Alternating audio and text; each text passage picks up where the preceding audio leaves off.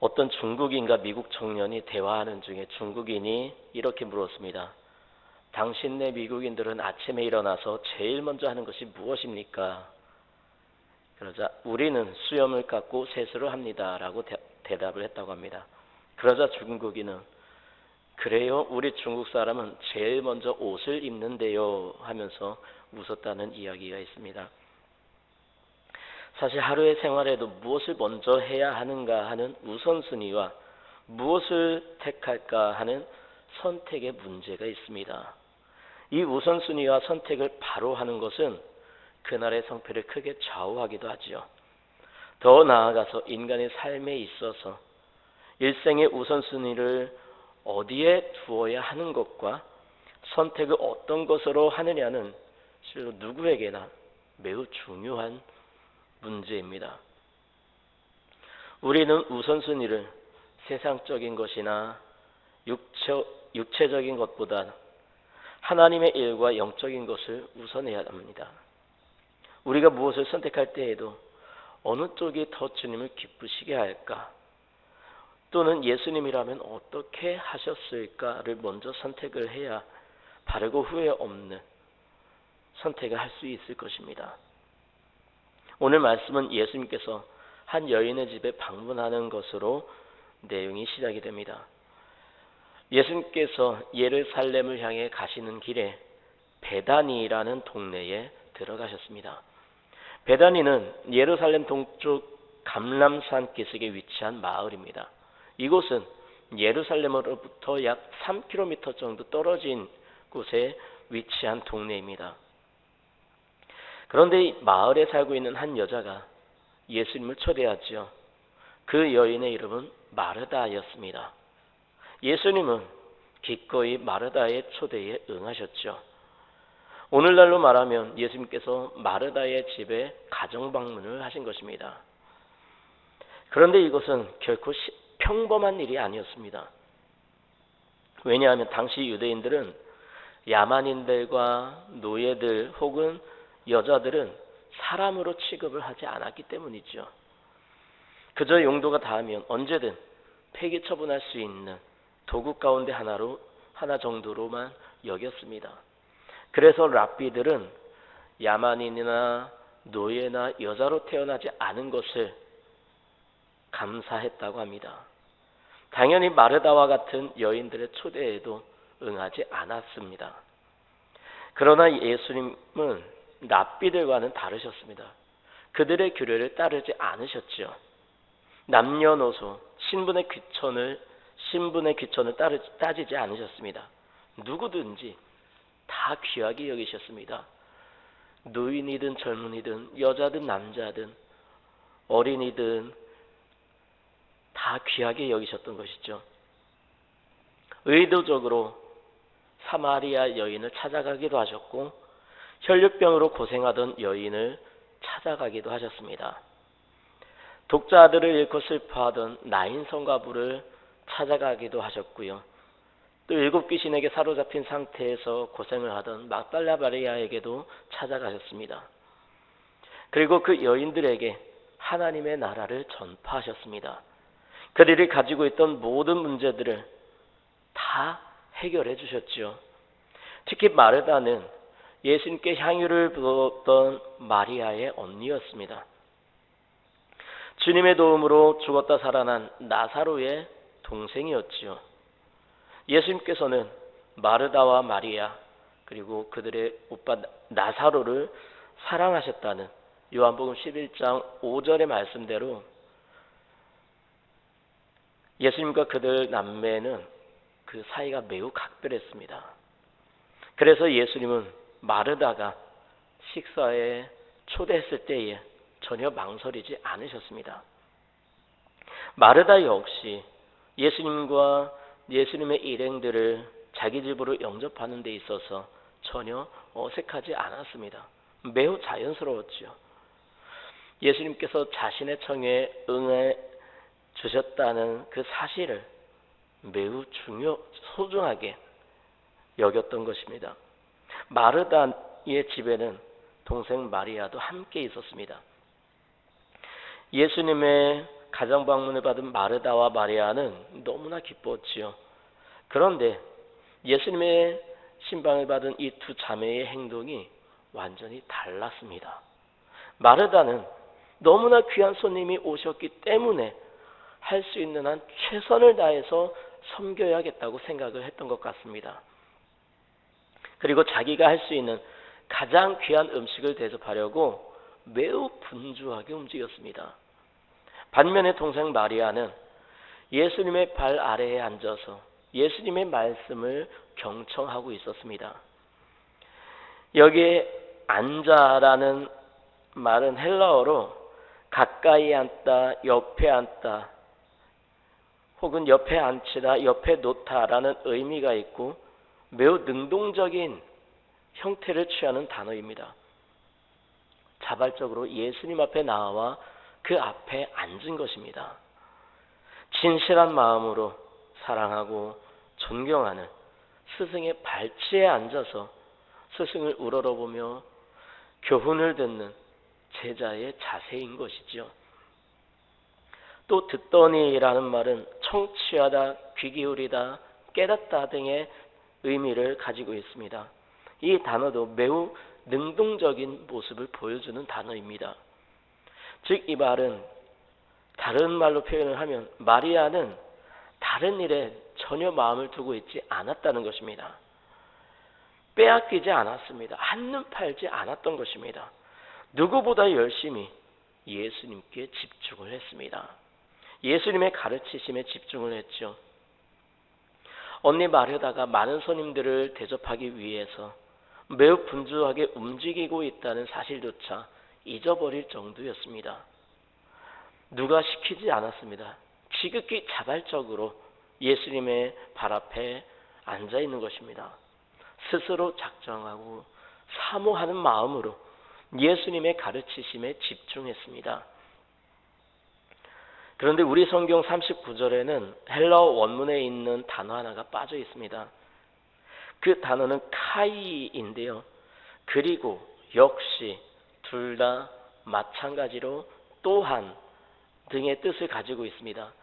이 단어를 포함해서 39절을 번역을 하면 그에게 마리아라 하는 동생이 있었는데 함께 주님의 일행을 영접했습니다. 또한 주님의 발 아래 앉았습니다. 한눈 팔지 않고 주님의 가르치심에 집중했습니다가 됩니다. 즉 마리아는 처음부터 예수님의 발 앞에 자리 잡고 앉아 있었던 것이 아니었습니다. 언니와 함께 부지런히 움직이고 있었지요.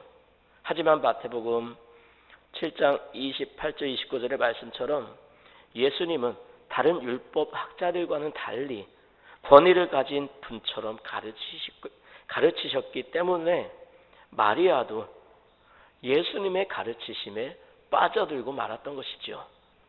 더군다나 마리아는 사로잡혔던 일곱 귀신으로부터 자유롭게 하시는 놀라운 은혜까지 입은 상태였습니다.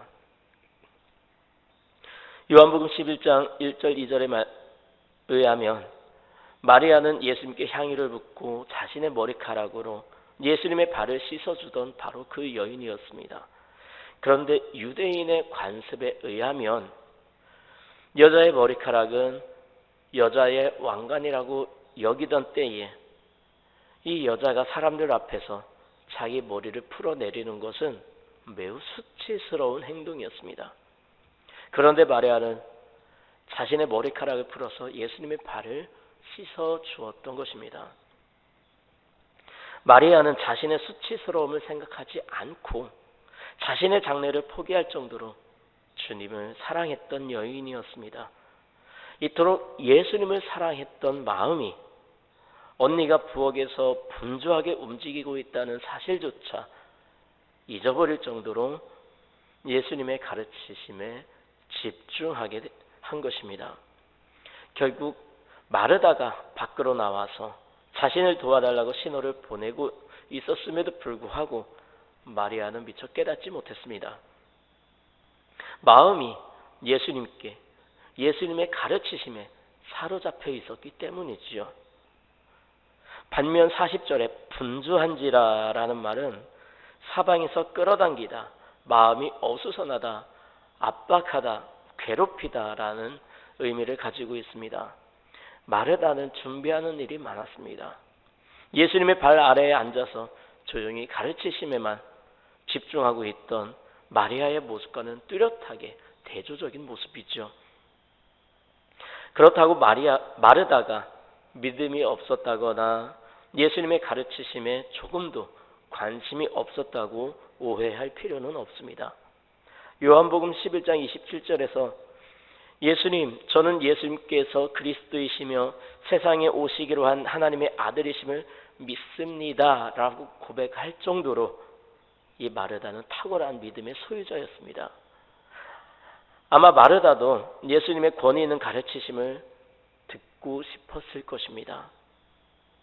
그러나 지금 당장은 예수님과 예수님의 일행들이 먹고 마실 수 있는 음식을 장만하는 일이 훨씬 더 중요하다고 판단을 했습니다.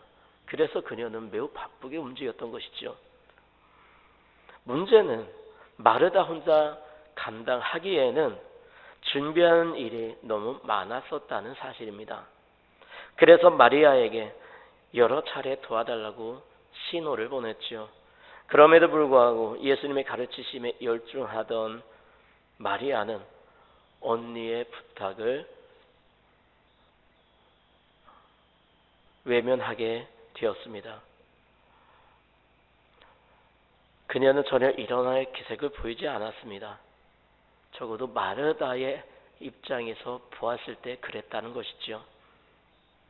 결국 너무 힘에 부쳤던 마르다는 참을 수 없을 정도로 화가 치밀어 올랐을 것입니다. 그래서 여전히 가르치는 일에 집중하고 계시던 예수님께로 가서 불평을 터뜨리고 맙니다. 40절입니다. 마르다는 준비하는 일이 많아 마음이 분주한지라 예수께 나아가 이르되 주여 내 동생이 나 혼자 일하게 두는 것을 생각하지 아니하시나이까 그를 명하사 나를 도와주라 하소서. 마르다의 이 말에는 최소한 세 가지 정도의 의미가 담겨져 있습니다. 첫 번째는 바쁘게 일하고 있는 자신을 도와줄 마음을 전혀 갖고 있지 않은 것처럼 보이는 이 마리아에 대한 간접적인 책망이죠. 그리고 두 번째는 자신이 마리아에게 여러 차례에 걸쳐서 신호를 보내고 있다는 사실을 예수님께서 지켜보고 계셨음에도 불구하고 잠깐만 가르치심을 중단하고 딱 한마디만 해주시면 되는데 어떠한 조치도 취하고 계시지 않는 예수님의 무관심에 대한 원망이었습니다. 그리고 세 번째는 적어도 지금의 상황에서는 많은 사람들이 먹을 음식을 준비하는 일이 가장 옳다고 여기는 확신이었습니다. 아마 그 중에서도 은연중에 자기 확신을 드러내고 싶은 의도가 가장 강했을지도 모르겠습니다. 자기가 생각한 것이 옳다는 것이지요. 그러나 예수님은 마르다야 마르다야 내가 많은 일로 염려하고 근심하나 몇 가지만 하든지 혹은 한 가지만이라도 족하니라. 마리아는 이 좋은 편을 택하였으니 빼앗기지 않을 것이라고 말씀하고 계십니다. 여기서 근심하나라는 말은 혼란하게 만들다, 어렵게 하다, 방해하다 등의 뜻을 가지고 있죠. 즉 자기 자신을 스스로 괴롭게 한다는 의미입니다. 마르다는 예수님과 일행들을 잘 대접하고 싶은 선한 마음을 가지고 있었습니다. 하지만 너무 지나쳤죠. 혹시 실수라도 하게 되면 어쩌나, 대접이 소홀하기라도 하면 어쩌나 하는 염려와 근심에 사로잡힐 정도였습니다. 예수님은 이런 마르다의 마음이 선하다는 사실을 충분히 알고 계셨습니다. 열심 하나만 볼 때는 마르다와 마리아의 마음은 전혀 다르지 않았습니다. 저울에 달아도 서로 부족하지 않을 정도였죠. 마리아와 마르다 둘 다 귀한 마음이었죠. 그래서 마르다야 마르다야 하시면서 마르다의 이름을 거듭 불러주신 것입니다. 지극한 정성이 담겨있는 그녀의 마음과 행위를 인정해 주신 것이지요. 그러나 문제가 있습니다. 문제는 그녀의 마음이 여러 가지 생각으로 나누어지고 혼란해져 있었다는 것입니다. 이런 사실은 염려하고 근심하나라는 말씀에 잘 나타나 있죠. 염려하고라는 말은 과도한 욕구로 인해서 어지럽게 분열된 심리적인 상태를 잘 나타내주는 단어라고 할 수 있습니다. 마르다는 음식으로 무엇을 준비할까, 좌석 배치는 어떻게 해야 할까에 대한 생각, 그리고 지금 마리아는 왜 나를 돕지 않는 것이지? 이러한 생각 등으로 마음이 심히 분열되어 있었던 것입니다. 또한 근심하나라는 말도 음식 준비로 인해서 분주하고 어수선한 마르다의 심적인 상태를 잘 나타내 보여주는 단어입니다. 하지만 예수님의 시선으로 그렇게 분주한 마르다의 행동을 볼 때에 마르다의 행위에는 부족한 부분이 하나가 있었습니다. 그것은 예수님께서 가장 원하시던 뜻이 무엇인지 깨닫지 못하고 있었다는 것입니다. 지금 말씀이 기록되어 있는 이 배경은 예수님의 공생애가 얼마 남지 않은 매우 특별한 상황이었습니다. 예수님의 가르치심을 듣고 싶어도 앞으로는 더 이상 들을 수 없는 때가 곧 오게 되어 있었습니다. 바로 이것이 마르다가 미처 깨닫지 못하고 있던 부족한 부분이지요. 예수님은 몇 가지만 하든지 혹은 한 가지만이라도 족하니라 라고 말씀을 해주십니다. 이 말씀을 영어 성경에서는 이렇게 번역을 하고 있습니다. But only one thing is needed. 그리고 쉬운 성경에서는 그러나 필요한 일은 오직 한 가지뿐이다 라고 번역을 하고 있고요. 공동 번역에서는 실상 필요한 것은 한 가지뿐이다 라고 번역을 하고 있습니다. 지금 당장 필요한 것, 중요한 것, 그것은 단 한 가지뿐이다 라는 것입니다. 그리고 마리아는 이 좋은 편을 선택했으니 빼앗기지 아니할 것이다 라는 예수님의 가르치심에 의하면 마리아는 가장 좋은 편을 선택을 했고 자신이 가장 잘할 수 있는 편을 선택을 한 것입니다. 예수님은 마리아의 선택을 존중하셨습니다. 이러한 예수님의 가르침은 마르다의 마음에 잘 박힌 못이 되었지요. 물론 당시 마르다가 했던 음식을 준비하는 일도 매우 가치 있는 일이었습니다.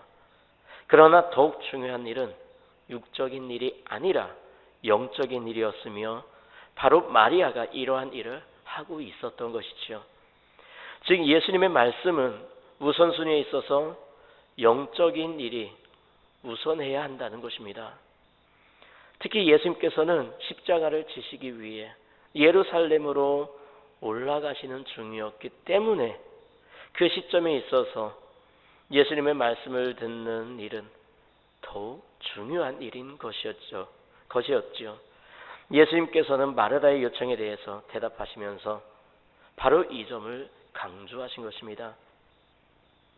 요한복음 11장 27절 28절을 보면 마르다는 오라비 나사로의 장사를 지낸 다음 뒤늦게 찾아오신 예수님께 놀라운 신앙 고백을 했습니다.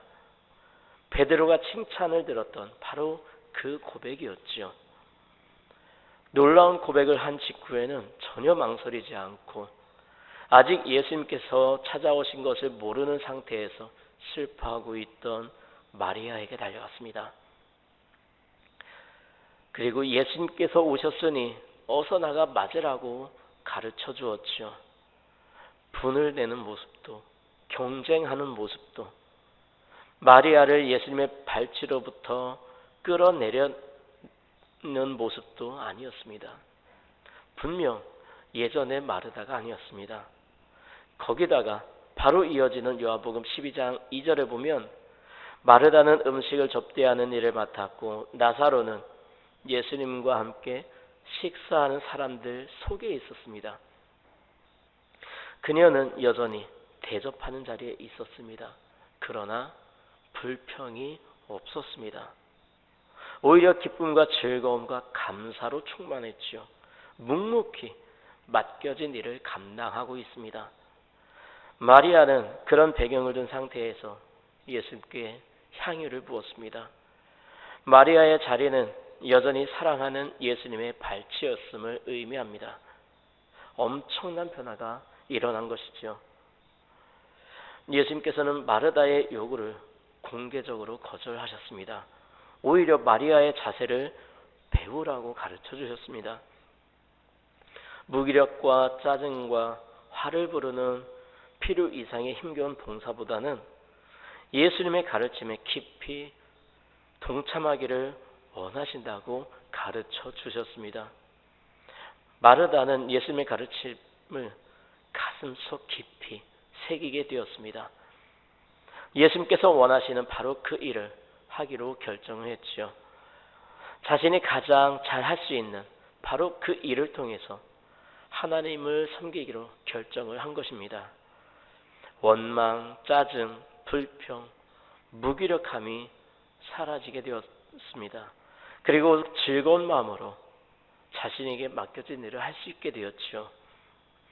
우리 모두가 반드시 갈망해야 할 그 모습으로 변할 수 있었던 것입니다.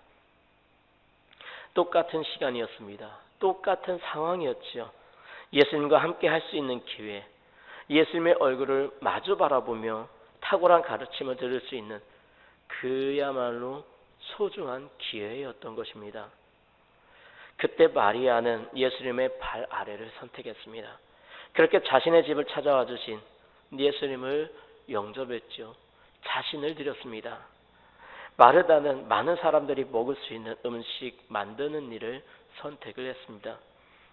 그렇게 예수님을 영접했고 그녀 역시 자신을 드렸지요. 그들은 그렇게 각자 예수님을 영접할 방법을 선택했습니다. 스스로 자신들이 원하는 자리를 선택한 것이지요. 맏 언니는 언제나 가족들을 먼저 챙겨야 하는 자리에 있었을 것입니다. 분명한 사실은 누구도 그들에게 역할을 강요하지 않았다는 것입니다. 예수님께서도 명령하시지 않았습니다. 그들의 선택을 존중하셨지요. 또 그들은 각자가 선택한 자리에서 얼마든지 예수님께 집중을 할 수가 있었습니다. 에베소서 5장 15절에 그런즉 너희가 어떻게 행할지를 자세히 주의하여 지혜 없는 자같이 하지 말고 오직 지혜 있는 자같이 하라고 말씀하고 있습니다. 하나님의 뜻이 무엇인지 신중하게 살펴보고 잘 이해하고 반드시 따르라는 말씀이지요. 또한 에베소서 5장 17절에는 그러므로 어리석은 자가 되지 말고 오직 주의 뜻이 무엇인가 이해하라고 말씀하고 있습니다. 적극적으로 자신을 향한 하나님의 뜻을 이해하기 위해 힘을 써야 한다는 의미이지요. 오늘 본문에 나타나고 있는 하나님의 뜻은 분명합니다. 우리에게 어떤 자리가 주어지게 된다 할지라도 상황이 아니라 오직 예수 그리스도 한 분께만 집중해야 한다는 것입니다. 그리고 하나님께서 가장 기뻐하시는 뜻을 분별할 수 있는 은혜를 구해야 합니다. 무엇보다 오직 예수 그리스도 한 분께 집중할 수 있는 은혜를 구해야 하지요. 오늘 본문에 등장하는 여인들은 한 자매이지만 매우 대조적입니다. 마르다는 예수님의 방문을 받고 분주하게 음식을 준비를 했고 마리아는 차분한 모습으로 말씀을 들었습니다. 그런데 예수님은 말씀에 집중한 마리아를 칭찬하시면서 동시에 마르다에게는 몇 가지만으로도 족하다고 말씀하십니다. 예수님의 말씀처럼 우리들도 짧은 인생을 살아가면서 땅 위에 많은 것들로 귀한 시간을 낭비하지 말고 먼저 구할 것이 무엇인지 생각해야 합니다. 그리고 모든 경우 우선순위의 첫 번째 자리에 예수 그리스도를 모실 수 있는 복된 삶이 되어서 언제나 기쁨 충만한 저와 여러분의 삶이 되시기 바랍니다.